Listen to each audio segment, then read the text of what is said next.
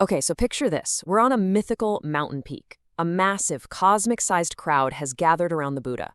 And right here, in the middle of all this, one single compassionate question is about to spark a teaching that's said to hold the very key to enlightenment. So let's dive in and unpack the ancient text that tells this incredible story.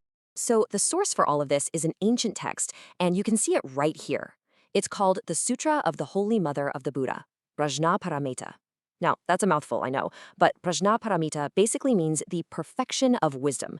And this sutra, this sacred text, is believed to capture the exact moment this amazing teaching was first shared with the world.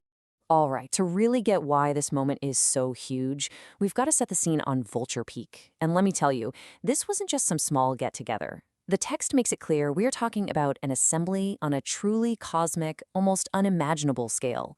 Okay, so at the very center of it all, you have the Buddha, and he's with his core group, his inner circle.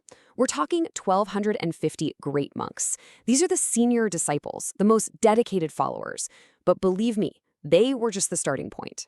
Yeah, this is where the numbers just get mind-boggling. The text says there were hundreds of thousands of millions of other beings there. We're talking bodhisattvas.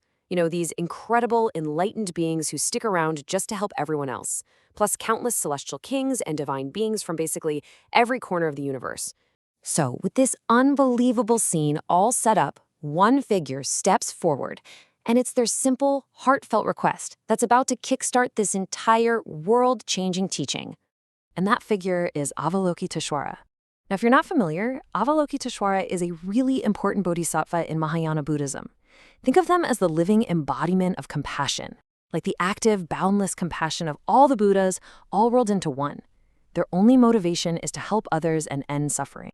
So Avalokiteśvara gets up, bows, and basically says this: World-honored one, I only wish that you would, for my sake, speak this Prajñāpāramitā Sutra.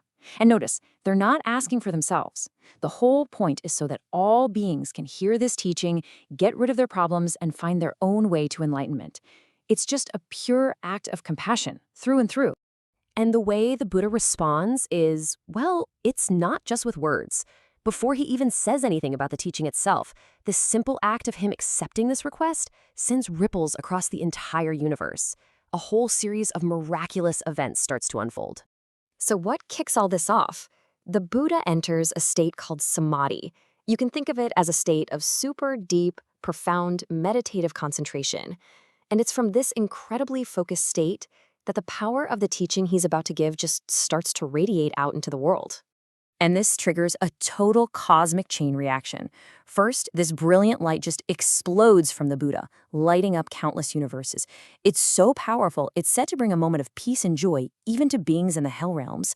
Then, the ground itself starts to shake in 6 different ways, and this heavenly rain of fragrant sandalwood starts falling from the sky as an offering. I mean, these are not subtle hints, right? These are signs that something unbelievably important is about to happen. So, after all these incredible cosmic signs, the Buddha finally reveals the heart of the teaching. And, you might expect some long, complicated philosophical lecture, but that's not what happens.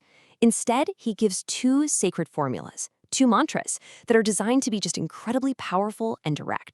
And this is a really crucial point. He gives 2 distinct teachings. First, you have the main mantra, which is described as the actual path all Buddhas use to become enlightened. But then he gives a second one, the Prajñāpāramitā dhāraṇī, which is kind of a longer, more detailed mantra. And the sutra is really clear that this second one is like a potent, distilled version of the main teaching, and it was created for a very specific and very compassionate reason. And this brings us to what is, for me, the most beautiful part of this whole text. I mean, you have to ask, right? Why give a second mantra if the first one is already the ultimate path? Well, the answer really gets to the profound, inclusive heart of this entire teaching. The Buddha's own words are so powerful here.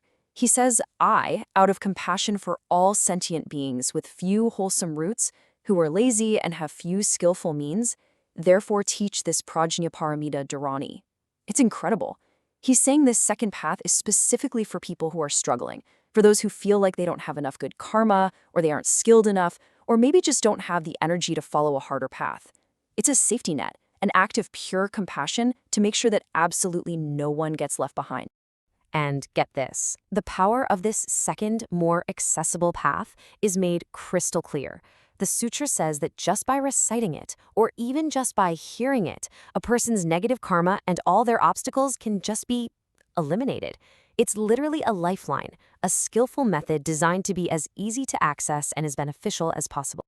So let's end on this thought. This ancient story, it's so much more than just a mystical tale, isn't it? It's really a powerful statement about what it means to be truly inclusive. It suggests that a universal path can't just be for the spiritual all-stars, the super disciplined or naturally gifted. It also has to offer a real, direct, accessible way in for everyone else. And it kind of leaves us with a big question, right? If a path to wisdom is truly meant for everyone, does its real power lie in its ability to reach those of us who struggle the most?